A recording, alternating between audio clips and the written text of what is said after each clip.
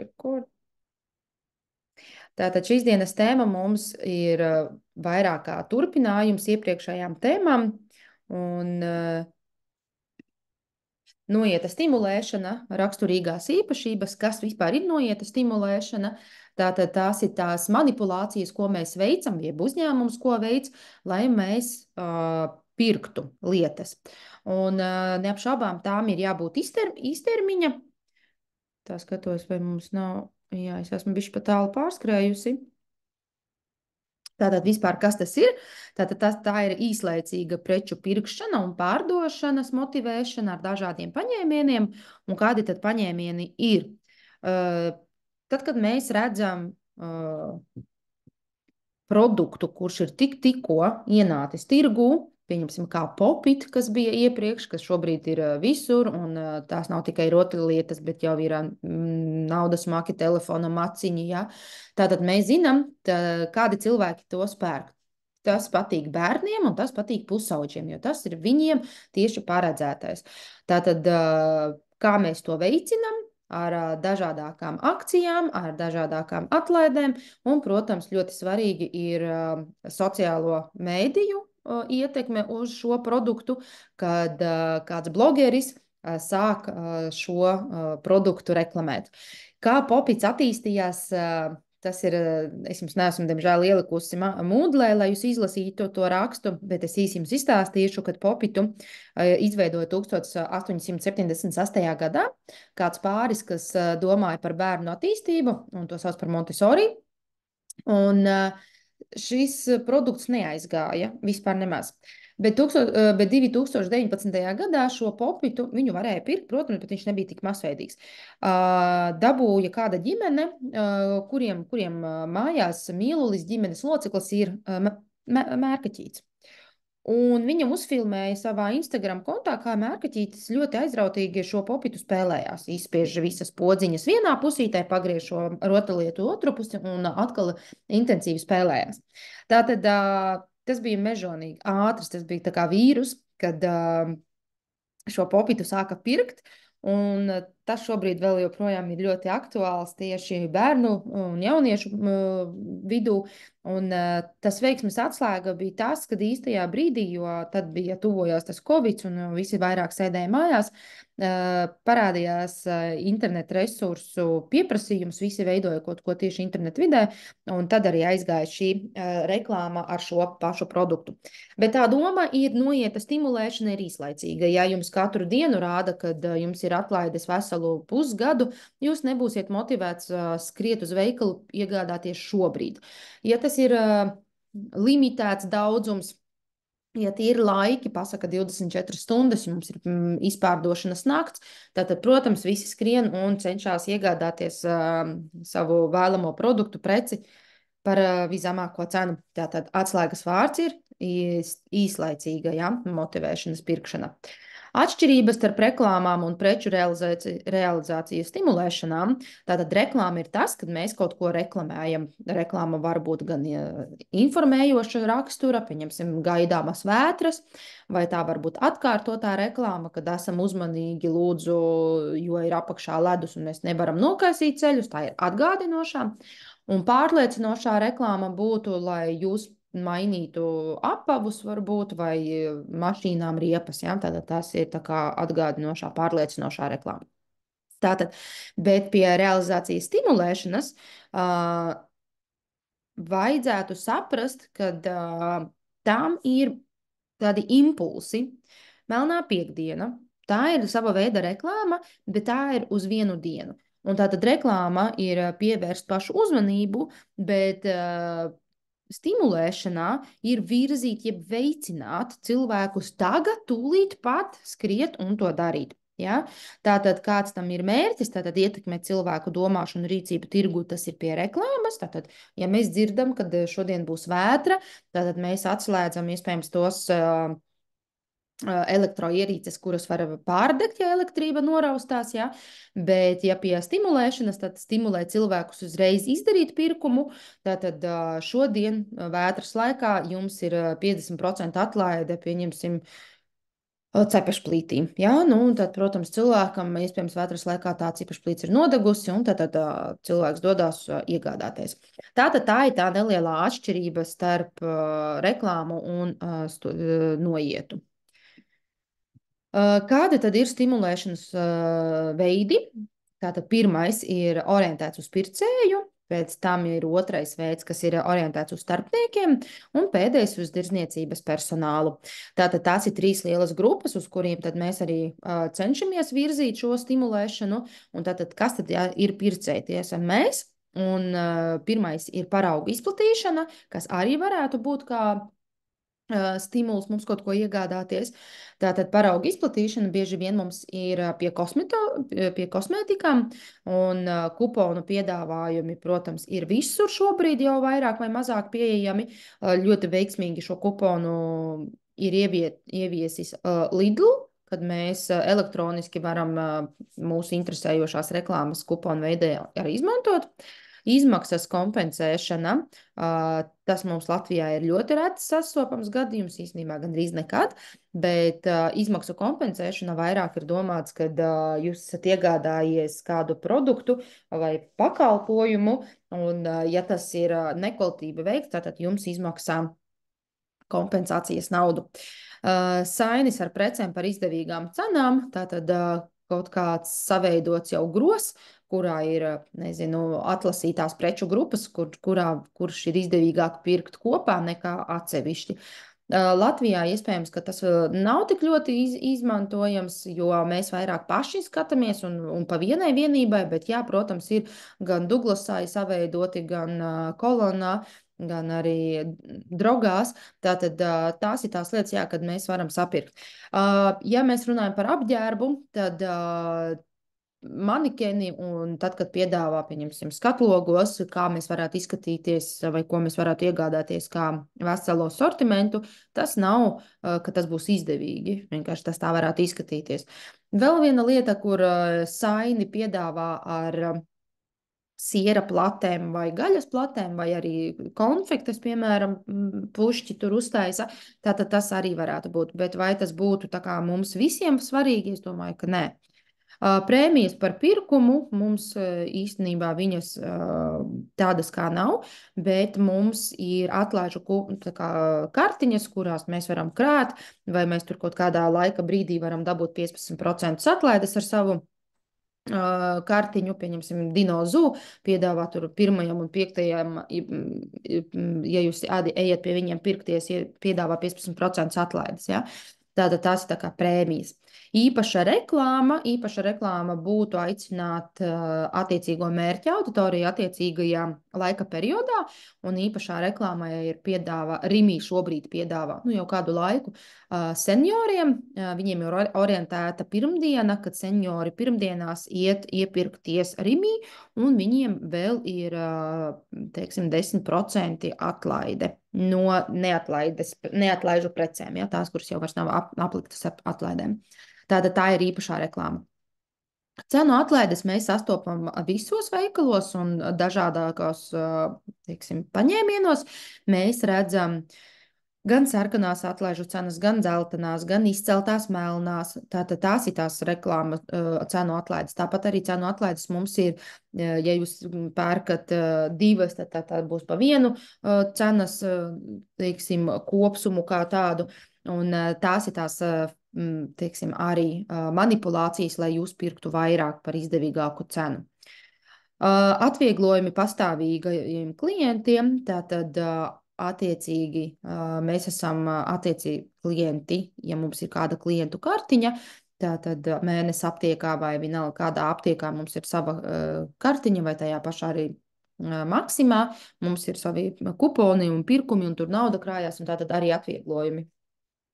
Pirkuma kartes mums ir vairāk paredzētas kā kuponu, kā dāvanu kartes, kad mēs varam iegādāties jebkādu, teiksim, arī Lidlā dāvanu karti par attiecīgo naudas summu. Tātad tā arī ir kā pirkumu karte. Konkursi, loterijas spēles, tās ir šobrīd ļoti veiksmīgi arī strādāja iepriekš. 10, 15 gadi atpakaļ bija kolai zem korķīša konkursa loterijas, kad varējāt otru kolu vinēt. Šobrīd, protams, visam ir likumisks, teiksim, norādījums, kad mēs reģistrējam čeku. Ja? Tātad arī loterijas un konkursi un spēles tātad erudītiem cilvēkiem, kuri piedalās. Un tā arī ir ļoti liela daļa sabiedrības, vismaz Latvijā. Tātad, kas tad tiek orientēts uz starpniekiem? Cenu atlaides atkarībā no pirkuma noteiktā laikā.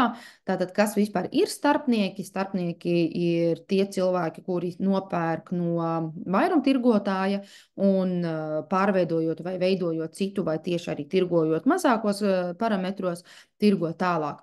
Un optum, protams, iepirkšana vienmēr būs izdevīgāka nekā tad, ja jūs pērkat divas, pieņemsim, vai trīs lietas un mēģināt tādā veidā. Kā tas notiek mums sabiedrībā? Mums sabiedrībā šobrīd vairs nepērk, neveido noliktavas, kā tas bija iepriekš. Šobrīd ir ļoti veiksmīgi attīstīts virtuālā noliktava, kur jūs šodien varat sapirkt eBayā, Amazonā optuma preces, produktus, bet viņus netransportēt šeit uz Latviju, bet atvērt mazu noliktavu tajā pašā Amazonā un tirgot patiešo no turienes. Un tātad jūs īsti netērējat naudu savas noliktavas nopirkšanai vai īrēšanai vai celšanai, bet jūs to īrējat no paša Amazona. Tātad tas ir viens, un otrs bezmaksas preču papildu piedāvājums pēc noteikta preču pirkuma, ko tas varētu nozīmēt. Tātad mazie veikaliņi, ja jums ir Aibe vai Lats vai Beta kaut kur tuvumā, tātad tās ir ļoti mazas iestādes, kurām piedāvā, ja iegādājās 10, 15, 20 gabalu vērtībā kādu pakalpojumu produktu, viņiem tiek piedāvātas vēl papildu interesantas lietas.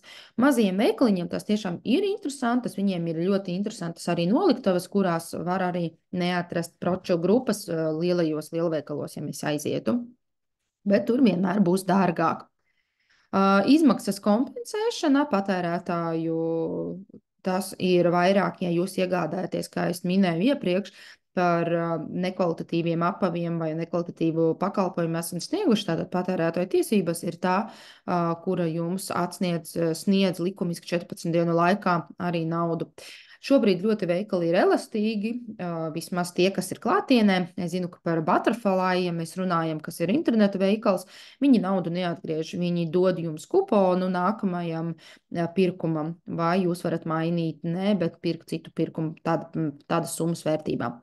Prēmijas par līguma noslēgšanu, protams, tās ir veiksmīgas līguma noslēgšana, tas nozīmē kā garantija, kad jūs būsiet pastāvīgi pircēji tajā vietnē, un būs svarīgi, teiksim, arī līguma nosacījumi visur. Tātad, ja jūs samaksājat laicīgi vai nesamaksājat tomēr laicīgi, visur būs soda procenti. Ja? Speciālo suvenīru izplatīšana, tās mums ir atkal gan lielajos, gan mazajos veikaliņos. Mums ļoti aktīvi suvenīri ir tieši par Latviju. Latvijas karodziņi, Latvijas simboli, magnēti, lācīši ar Latvijas karogu. Tātad tie mazie suvenīri tiešām ir ļoti veiksmīgi strādā arī šobrīd. Konkursi un loterijas arī starpnieku vidū neapšaubāmi ir veiksmes stāsts, kad tādā attiecīgi sadarbībā var veidot ļoti veiksmīgu prestižu tēlu un atpazīstamību maziem nepazīstamiem veikaliem. Kā mēs orientējamies uz tirdzniecības personālu, tātad kā jūs, ja jūs būtu darbinieki, kā mums uzņēmumiem vajadzētu jūs atbalstīt, pirmām kārtām prēmijas. Prēmijas vienmēr ir ļoti laba lieta, ja jums ir ģimenes pieaugums, ja jums ir svētki, Ziemassvētki, Jāņi, ja, tātad vai pirms atvaļinājuma. Tas ir ļoti laba lieta, kā motivējošais, lai jūs strādātu cītīgi un acis nepacēluši. Ja? Tātad otrais ir konkursi iekšienē, ja jūs esat veiksmīgākais mēneša darbinieks, kurš veiksmīgi ir ietirgojis lielāko ietirgojumu, vai turpretī jūs esat saņēmis vislabākās atsauksmes no klientiem, tātad konkursi vai jūs varat dabūt ceļojumu, vai jūs naudas balvu varat dabūt, vai nedēļu atvaļinājumu, vēl kaut kas. Konferences arī ir ļoti veiksmīgi strādājošs rīks, kad jūs varat doties uz kādu citu pasākumu, uzņēmumu vai uz kādu tirgu, kur jūs varat arī konferencēs piedalīties ne tikai varbūt kā dalībnieks, bet vienkārši kā klausītājs. Kursi ir neapšaubāmi svarīgi visiem darbiniekiem, no noliktavas darbinieka līdz pat apkopējam, jo kursos ir svarīgi tomēr attīstīt katra cilvēka, katra darbinieka kādu spēju, vai tā būtu empātija, vai tā būtu, nezinu, kaut kādu jaunu produktu ieviešana tirgu vai turpretī psiholoģiskā mikroklimata nodrošināšana pašā uzņēmumā. Ļoti daudz kursu par ļoti daudzām tēmām, un tos uzņēmumiem visnotaļ vajadzētu izmantot. Semināri arī ir, teiksim, svarīgi, lai darbinieks būtu apritē darba tirgu un viņš nebūtu novecojis ar tehnoloģijām vai zināšanām vai iemaņām par kādu attiecīgo preci vai pakalpojumu. Noieta stimulēšanas īpašības, tātad, kā jau iepriekš arī minēju, tās ir jābūt īstermiņa no 1 diennakts līdz 3 dienām. Ja tās pārsniedz 3 dienas, tā vairs nav īstermiņa, tā jau ir ilgtermiņa, un tas var nemudināt īsti cilvēkus steigties uz turieni. Protams, visi mēs apzināmies, nāksi pirmais malsi, jā, tātad tev būs lielākas iespējas kaut ko atrast, bet tā doma ir, kad mēs īsā laikā izpārdodam visu uzņēmuma sakrāto pamatlīdzekļus, no kuriem vajadzētu ātri tikt vaļā. Tātad tās jau vairs nav sezonālas, un mums ir nepieciešama vieta jaunām precēm. Mudinājums iepirkties neapšaubāmi var būt gan kāds veiksmes stāsts vai par kādu produktu iegādātu kaut kādā konkrētā vietā, vai arī blogeru vai youtuberu stāsti par to, kur viņi to ir iegādājušies, par kādām cenām, un kad šobrīd tas viss notiekās, tā izpārdošana. Tātad tas ir tas pamudinājums. Ar ko atšķirās pamudinājums no aicinājuma? Aicinājums, protams, ir vairāk kā brīvprātības princips, bet mudinājums ir tas, ka jums vajadzētu šobrīd tiešām šis ir pēdējais laiks to darīt. Jā, aicinājums ir tas, kad mēs aicinām, jūs gaidam, un reklāmas sižets ir pavisam savādāks nekā tad, kad mēs viņu mēģinam kā pamudināt. Stimulēšanas liederīgi izmantot, protams, ir ļoti svarīgi, lai mēs saprastu, vai mūsu uzņēmums to nedara pārāk bieži vai tieši otrādi pārāk reti. Un tātad, lai panāktu diezgan spēcīgu un operatīvu pircēju reakciju, ir jāsaprot, kā jāstimulē to preču pārdošanu. Un, protams, mums ir to pieprasījuma samazināšanu ir jāveicina, lai tas būtu pietiekoši liels. Un, protams, visgrūtākais ir šo izdarīt brieduma stadijā, un ļoti labs piemērs būtu Dzinters. Droši vien, ka jūs visi zinat, Dzinters Latvija, kosmētikas uzņēmums, kas man viņš ļoti patīk ar sauļošanas un pēcsauļošanas krēmiem. Tātad brieduma stadiju viņš nodzīvoja diezgan ilgi, līdz pat 7 gadiem, kad viņam vajadzēja bankrutēt vai arī pārdot sava kapitāla daļas. Un tad, kad viņš tirgoja uzņēmums visu savu produktu, bija ļoti grūti ar jebkādām manipulācijām cilvēkus pirkt. Jo tajā brīdī tas bija ļoti neveiksmīgs brīdis, kad uzņēmums centās tikt vaļā no saražotā produkta, jo tajā brīdī nāca iekšā arī uzņēmums kā Madara Cosmetics, un, protams, jauns, svaigs uzņēmums vienmēr ir interesantāks nekā tas, kurš jau ir vecu novecojis ar visām savām tehnoloģijām un savām smaržām. Un, protams, bija Stenders, kurš bija tieši plaukumā ieviešanas stadijā, un tātad Stenders apkaroja visu arī brīvo tirgu.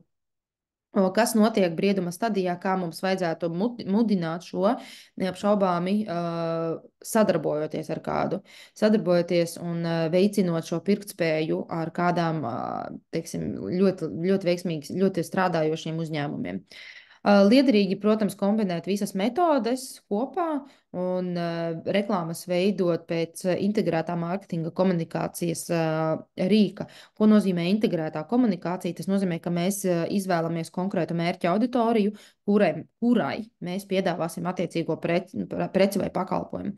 Tātad, kā es minēju iepriekš, Rimī pirmdienas ir izstrādātas tieši senioriem, un tas ir integrētais mārketings, ka mēs pielāgojam.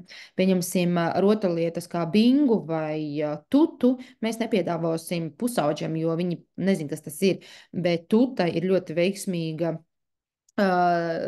sabiedrības un jau bērnu vidū pazīstama Latvijas, kā lai pasaka, influencera viņa gan nebūs, bet viņa būs aktrise un komiķe tieši, kas strādā ar bērniem, kura veido mazus sižetus, uzrunājot tieši mazos bērniņus. Tātad te ir tā mazā lieta, kad mēs zinām, kas būs mūsu mērķa auditorija, un mēs zinām, ar kādiem palīg līdzekļiem, palīg rīkiem mēs šo varam sasniegt. Ja?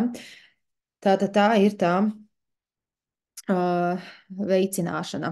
Protams, katrai lietai ir savi trūkumi, un trūkumi arī pie stimulēšanas. Varbūt neefektīva pastāvīga pircēja piesaiste, ko nozīmē neefektīva. Tātad, kā es minēju iepriekš, piemērā Dzintaram bija neefektīvs laiks tieši tajā brīdī, kad nāk jauni uzņēmumi Latvijas tirgu, mēģināt izpārdot savu pārražotos produktus nav efektīvi, jo īstenībā ziemas laikā neviens nevēlas pirkt pretsauļošanās krēmus.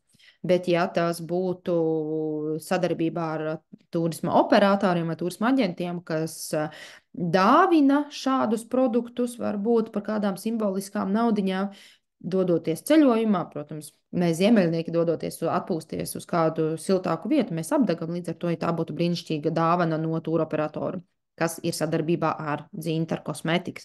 Un tad šeit ir tā mazā nianse.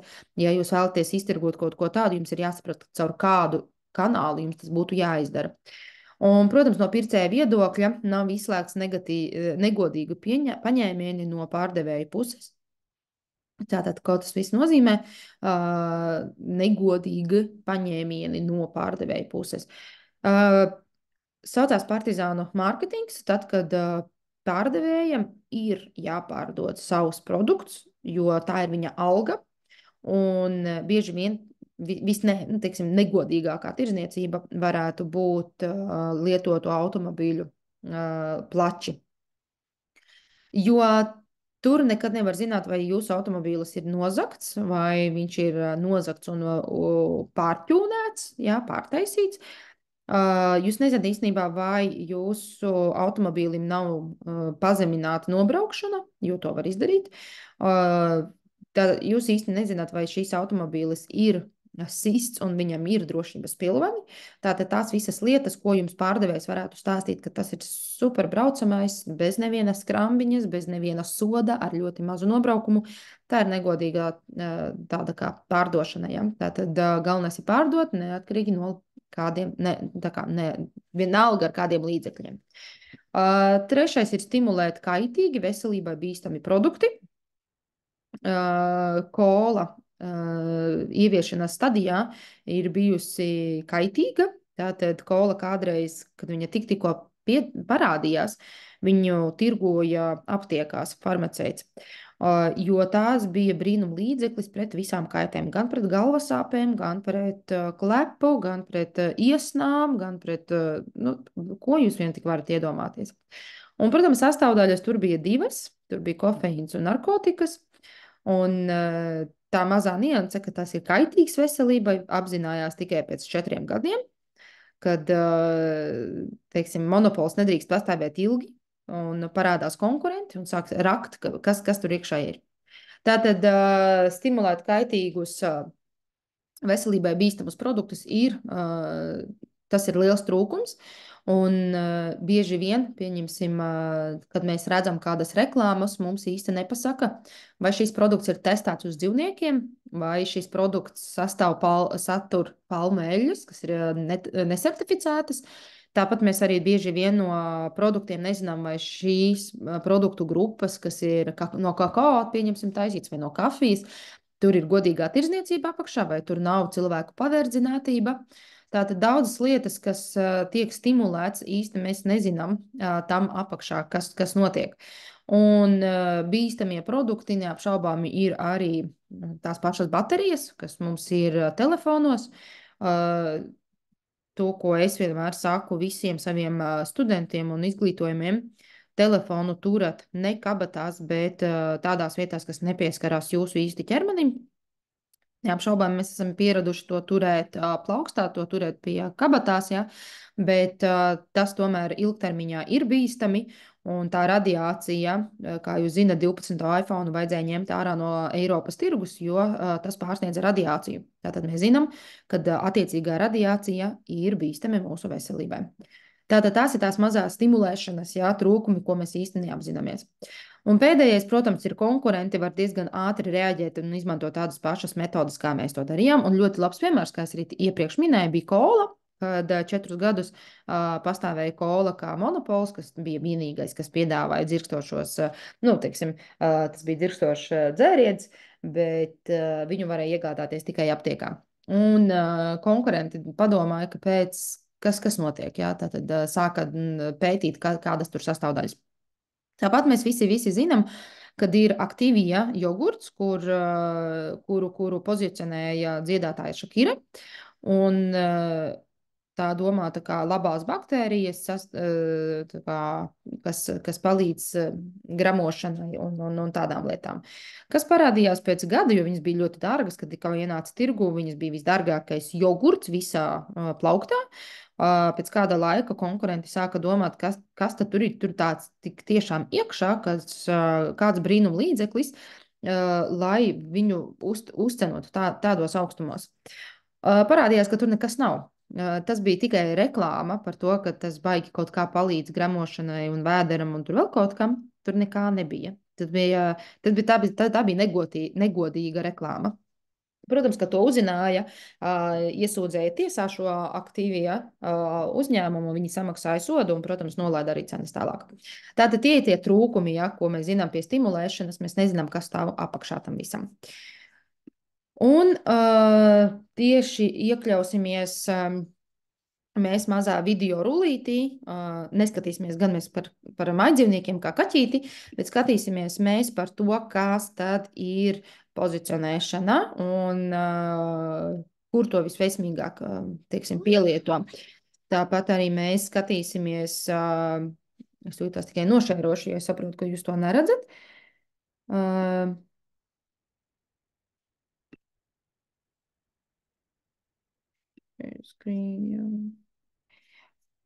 Un šeit jūs dzirdēsiet par uzņēmumiem, kuri veiksmīgi izstrādā un kādā veidā viņi to izstrādā attiecīgi. The promotional mix refers to the type of promotional techniques a business can use to target their intended audience. It is about using the best methods of communication to increase sales and awareness of the business and its products. There are 5 key techniques businesses can use as part of their promotional mix. But what are they, and how are they used by McDonald's? The first promotional technique used is advertising. This is when companies pay to advertise their products to audiences they think may have an interest in purchasing from them. This can be done using traditional methods of advertising, such as TV, newspaper, radio, and billboards, or through new outlets such as social media, YouTube, and Google search. Companies are paying to make customers aware of their goods or service. This is something that McDonald's uses in their promotional mix very obviously. There is no doubt that you will have seen one of the methods used by McDonald's as they spent over $600 million on advertising in 2020, utilising campaigns on TV, newspaper, radio, and billboards, just to name a few. They also have a strong social media presence and make the most of highly targeted paid ads on platforms such as Facebook, Instagram, and YouTube. The second promotional method used is sales promotion. Sales promotions are short-term incentives designed to encourage people to buy a product or service. Techniques used in sales promotion come in the form of special offers such as buy one, get one frees, discounts, and coupons. These offers are often short-term promotions that come with a limited time offer designed to make the customer act quickly before they miss out on this limited time deal. Games and contests are often used as sales promotions too, as it makes a purchase more exciting. Games are something McDonald's have done particularly well through their Monopoly giveaway. The McDonald's Monopoly promotion is where customers receive stickers with their meal, which gives them the chance of winning free food, discounts at certain retailers, or even cash prizes. Such a limited time promotion has increased sales at McDonald's as people buy more often and larger meals to increase their chances of winning. It has been a very successful sales promotion for McDonald's. The next strategy is a more personal approach to promotion, and it's called direct marketing. This method is about targeting customers on an individual basis through the post, phone calls, text, and most commonly today, email. Email marketing is one of the most widely used forms of direct marketing due to its effectiveness and also because it enables you to measure the success of your campaign via open rates and link clicks. Effective direct marketing can be tailored to an individual customer based on their preferences and previous purchases, increasing the chances of success. For this reason, McDonald's is no exception and uses direct marketing through email by targeting their customers with special offers and seasonal menu items designed to encourage customers to visit one of their stores, in turn increasing sales. Public relations, or PR, is the communication and relationship a business has with the public. This image is often built through media outlets talking about the business and what the business stands for. This is often communicated through press releases and conferences that get picked up by the media and discussed. This method is mainly free promotion for the business. However, the media narrative may not always be positive about the business. McDonald's has famously struggled with its PR, especially because of its food being linked to rising obesity rates and health issues. This was famously highlighted in the documentary Super Size Me, and various lawsuits brought against McDonald's for its effects on customer health. Despite this, McDonald's tries to manage its PR by putting out press releases displaying the good work they're doing in communities through the Ronald McDonald Foundation, how they're improving the quality of their food, and also by sponsoring high-profile sporting events. This PR is designed to show McDonald's in a positive light to the public and associate them with the positive causes and not negative headlines. The final promotional technique is personal selling. Personal selling is where an employee has a face-to-face interaction with the customer with the objective of influencing them to purchase a product or service. This may traditionally be associated with car sales or door-to-door sales, where a sales representative speaks directly with customers, trying to get them to purchase a new car or switch their gas and electric supplier. This technique is less obvious to see at McDonald's. However, they do still use this on a small scale at the till when you make your order. They often ask if you would like an item you requested as a meal or if you'd like to go large with your purchase. This is McDonald's way of personal selling. Recently, McDonald's has taken this upselling to new levels with their self-service kiosks. And although this is not technically personal selling, the kiosks upsell to customers by prompting them to go large on meals or by recommending extra items for customers to add to their order, just like an employee would at the till. In fact, it's so effective that research suggests that customers spend on average 20% more at self-service kiosks than when ordering face-to-face, which in turn increases profits for McDonald's, making it a great promotional technique. All 5 of these key techniques discussed can form part of a business's promotional mix. Some businesses may choose to use all 5, while others will pick and choose what works for them. One thing is for sure, McDonald's promotional mix hasn't done them any harm. Thanks for watching the video to the end. Please don't forget to give the video a thumbs up. Tātad šeit bija izstāsts par tieši apkopojums, kas tad ir mūsu stimulēšana un kā to dara McDonald's un kā mēs izmantojam tieši mārketinga miksa elementus, lai nonāktu līdz šim, teiksim, stimulācijai. Īsti McDonald's, tāpat kā jebkurš lielais brands, viņam īsti stimulāciju teiksim, tādu nevajag. Viņam jau runā pats par sevi tas brands, tāpat arī Starbuckā. Neapšaubāmi viņiem ir jābūt visu laiku topā, un viņiem ir jāprot veicināt un atgādināt un aicināt cilvēkus nākt pie viņiem. Tātad viņi izveido, paņem tādu nostāju tajā brīvajā tirgu, lai varētu konkurēt ar pārējiem, tāpat kā ar KFC vai Hesburgeru vai vienalga kādu kebabnīcu. Tāpat arī Starbucks ar Daily Coffee vai vienalga kuru nāk jauni, nāk jauni. Tātad šeit ir tā stimulācija, kādā veidā mēs to darām.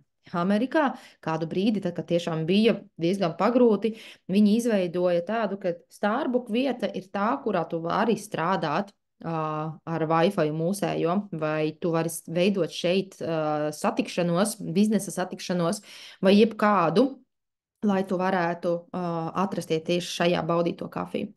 Paldies jums šodien par to, ka jūs esat pieslēgušies, par to, ka jūs bijāt. Paldies jums, un lai jums stipra veselība, nenosalsties šodien, un tiekamies mēs nākamajā nedēļā. Tā. Uz redzēšanos, paldies!